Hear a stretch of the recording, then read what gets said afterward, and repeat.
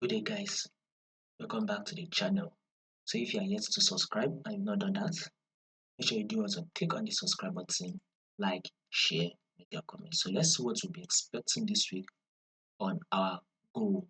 So follow the Telegram channel. I'll put the link in the comment section. So let's start with our trend on gold. We clearly can start on this our daily time frame. We are definitely on an uptrend move. There is a solid movement to the upside on gold. So basically, we should still be expecting that continuous movement for the week. That is what we are expecting. So now take a look at this.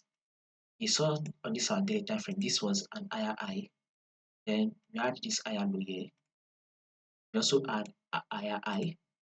We also had this higher low. Gotten a new higher high, and this here is our higher low. So our next movement on gold will be a new higher high. So this week we'll be expecting a bullish move. Now let's go down to the forward time frame confirmation. So we are currently at the demand zone. Markets eventually came to retest this demand zone. So our next movement on gold will be another bullish move, thereby giving us a new higher high. So we are expecting a bullish move this week. So on this our 1 hour time frame, this is our first high, pullback, new high,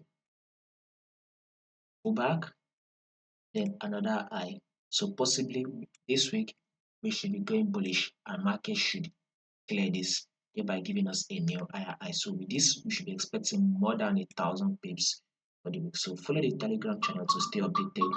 I'll put the link in the comment section.